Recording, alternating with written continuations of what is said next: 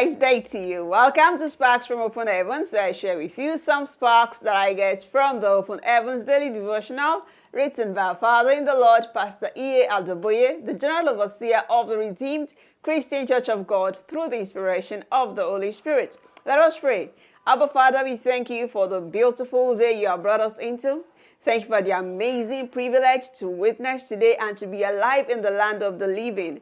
Ancient of days, thank you for how you have been teaching us your word and your ways. That if we are here again to learn at your feet, please teach us in ways we will understand and we will be able to be doers of this word by your grace. In the name of Jesus. Thank you, Jehovah. In Jesus' name we have prayed. Amen. Praise the Lord. Hallelujah. Our topic for today, Wednesday, the 30th of April, 2025 is God hates disunity. God hates disunity. And our memory verse for today is found in Matthew chapter 12, verse 25. Matthew chapter 12, verse 25. And Jesus knew their thoughts and said unto them, every kingdom divided against itself is brought to desolation, and every city or house divided against itself shall not stand. And our scriptural passage for today is found in Psalm 133, verse 1 to 3. Psalm 133, verse 1 to 3. Behold, how good and how pleasant it is for brethren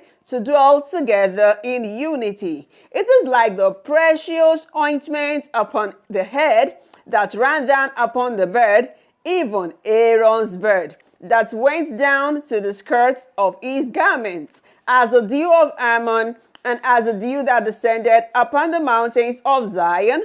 For there the Lord commanded the blessing, even life forevermore. The message from today's Open Heavens Devotional. Several scriptures clearly tell us that God hates disunity, and He loves it when His children are united. He said in John chapter 13, verse 35, John chapter 13, verse 35, that it is by showing love to one another that people will recognize us as His disciples.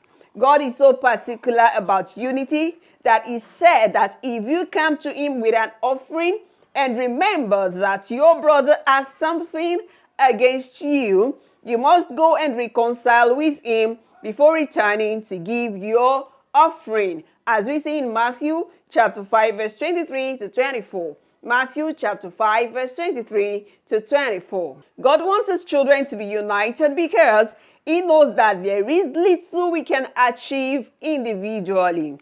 He knows that the moment we begin to operate as separate entities, it will be easy for the devil to gain entry into our territories, and we will not be able to do much to stop him.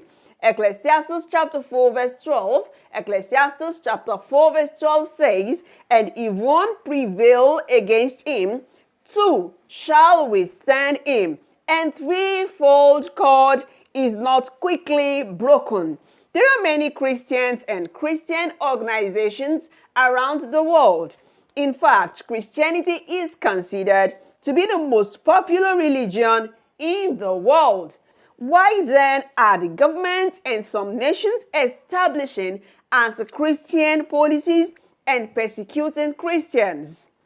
The major reason is that many of us Christians are living in isolation. If we can come together and decree a thing, it will surely come to pass. If we can come together and decide to turn the whole world around for Christ, we will be unstoppable.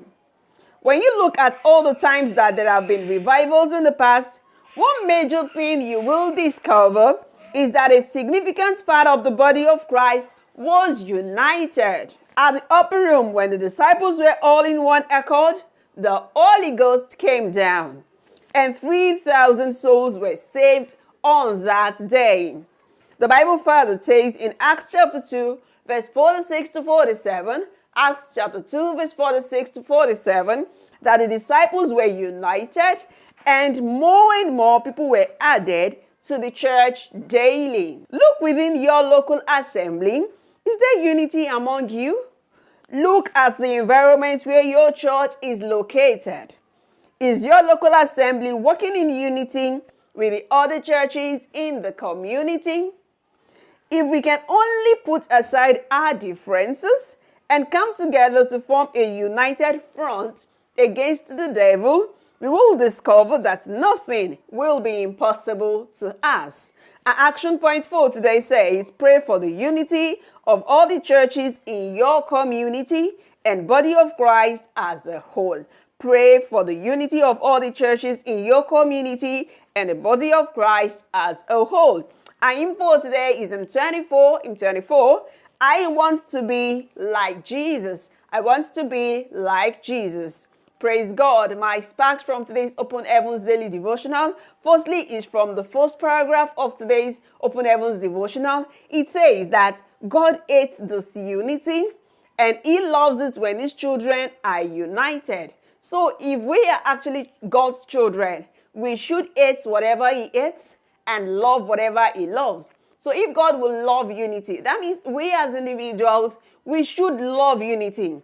And we should endeavor to do things that foster unity. As children of God, we need to be able to avoid strife by all means. And this will be done when we carry the presence of the Holy Spirit in us. We will love only what our Father loves, and that is unity. So we are supposed to look inward. Our Father in law says, look within your local assembly. Are you fostering love? Is there love among you? You as an individual, are you somebody that is making love to grow? Or you are part of the people that brings discord or sows discord in the midst of the brethren? Our Father Lord made us realize the importance of unity in the body of Christ. He says that it is by showing love to one another, according to John 13:35, that people will see us as children of God.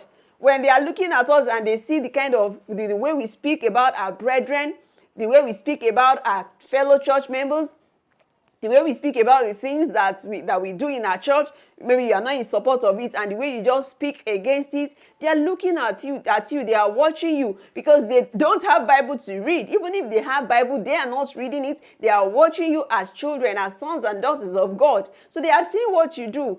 Is it fostering unity? In your place of work, are you someone that fosters unity, that works with unity, that works towards unity? So aside the fact that people are watching us and they are seeing if we are actually children of God in the way we are conscious about unity in our place of work, in our church, in the Christendom. Another reason why unity is important for us as children of God is that with us being united, we are building a frontier against the kingdom of darkness, against the devil. Just imagine if you're supposed to stand as frontliners in battle, and the frontliners now maybe separate themselves.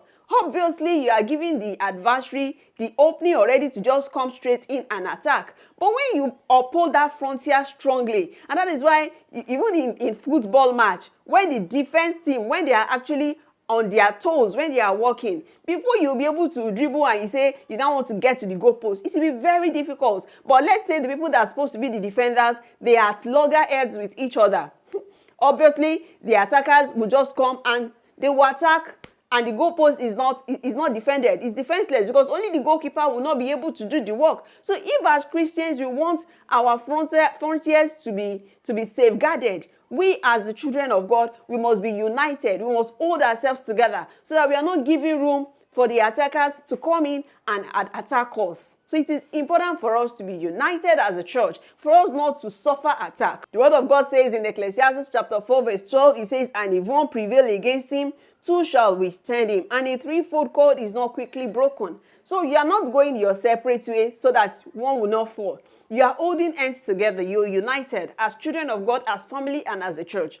And aside that, because you are united, and God loves where there is unity, God is going to come in the midst of you and your brethren that you are united, and is going to form a threefold cord with you. And just as it is said in scripture, threefold cord is not easily broken. So with you being united, the presence of God comes into the midst of that unity as a family, as a church, and is not easily broken. Because you have the presence of God, you can do mightier exploits. When the scripture says, one shall chase 1,000 and two chasing 10,000, that is a massive ratio.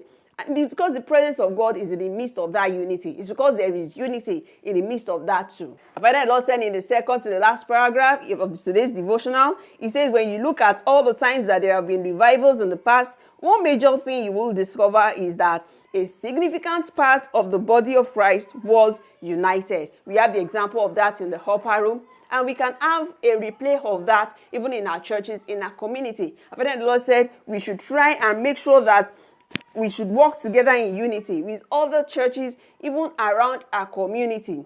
If you are a youth, if you are in the youth department, you can speak with your leaders, you can organize a program, a youth program that brings about all the Christian youth in your environment together. This is not the issue of we are trying to snatch members into our church. No, you're just trying to build the body of Christ. You're trying to build the youth. If you are in the women department, you can have a program that will bring other women in the different churches, especially invite them to come over, and you are building each other up, so that when you are even praying, you're praying for each other. You're praying for that woman in that church. You're praying for that department in that church as well. And as such, we are building up the body of Christ. And the Lord will help us in the name of Jesus to be able to look inward in every areas where we as individuals, where we as families, we need to foster unity in everything we need to do. The Lord will give us the ideas, the inspiration that will help us to foster unity in our families, in our churches, and even in the other churches in our community. The Lord help us, and we'll be able to carry the presence of God. We will love what the Lord loves. We will hate what he hates. We'll be able to do that which pleases him in the name of Jesus. Beloved, do not forget our action point for today. It says, pray for the unity of all the churches in your community and in the body of Christ as a whole. Let us take this as a special assignment, Let's take it as a very important assignment. Praying for our churches and for all the communities in our churches, for the unity of all the churches in our community, and for every department, every unit, every individual in our churches. The Lord bless you as you do this, and the Lord, who is the rewarder of those who diligently seek him, will reward you in the name of Jesus. Remember to share your sparks from today's Open Heavens Devotional in the comment section, and do not forget to subscribe if you are yet to do so. Send the link to your spheres of influence, to your loved ones. Let all of us know the efficacy of unity in the body of Christ, even in our homes, in our places of work, so that we can do great exploits for the Lord everywhere we find ourselves. See you tomorrow if the Lord tarries and come in. Amen. Praise the Lord. Hallelujah.